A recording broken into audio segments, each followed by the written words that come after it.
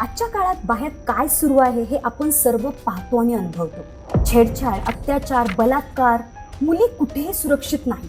रस्त्यावर, शाळेत, अगदी घराजवळ सुद्धा नाही. आजही मुलींना प्रत्येक वेळी शांत राहायला सांगितलं जातं.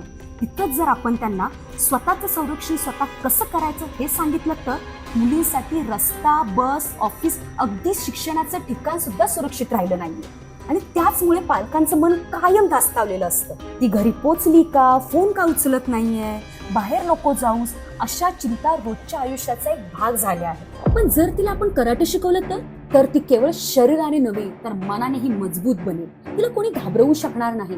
ती स्वतःचं संरक्षण स्वतः करू शकेल. कारण कराटे हा फक्त खेळ नाही, ते एक संरक्षणाचं कवच आहे.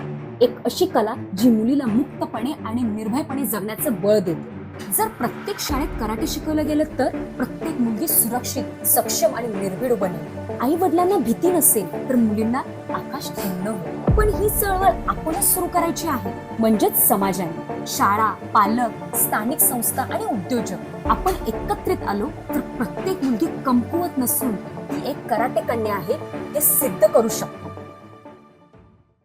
हा tauso.org हा विविध विषयावर चर्चा करण्याचा प्लॅटफॉर्म आहे. सामाजिक आणि आर्थिक दृष्टिकोनातून आपण आपल्या गावाचा कशा प्रकारे कायापालट करू शकतो यासाठी वेगवेगळे पैलू इथे मांडले आहे. यातील स्पोर्ट्स या विभागावर क्लिक करा, इंडोर गेम्स निवडा, कराटे या गेमवरील फोरम उघडा आणि आपल्या प्रतिक्रिया कमेंट स्वरूपात लिहा व चर्चेत सक्रिय सहभाग घ्या.